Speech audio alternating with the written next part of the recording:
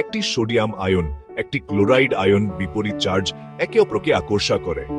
এখন কল্পনা করুন, একটি ঘনক্ষেত্রের কেন্দ্রে একটি ক্লোরাইড, প্রতিটি কোণে একটি সোডিয়াম রাখছেন। এটাই হলো রক সল্ট বিন্যাস। প্রতিটি সোডিয়াম যে ঠিক ক্লোরাইড দুবারা বেষ্টিত, প্রতিটি ক্লোরাইড 6টি সোডিয়াম দুবারা বেষ্টিত। আমরা একে লোপ সমন্বয় বলি। এটি বাস্তবে ত্রিক্রি করতে যে প্রথমটির পাশে আরেকটি ঘনক্ষেত্র যোগ করুন।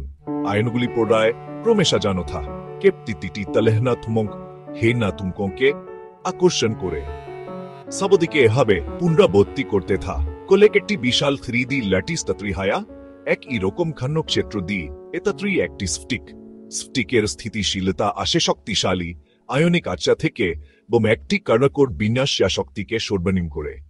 সুতরাং আপনি আসলে কোটি কোটি ছোট ছোট পর্যায়ক্রমিক আয়ন দেখছেন।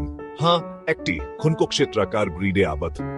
দ্রুত সারসংক্ষেপ: পর্যায়ক্রমিক আয়ন প্রতিটি 8টি প্রতিবেশী 3Dতে পুনরাবৃত্তি ঘনক্ষেত্রের শহর।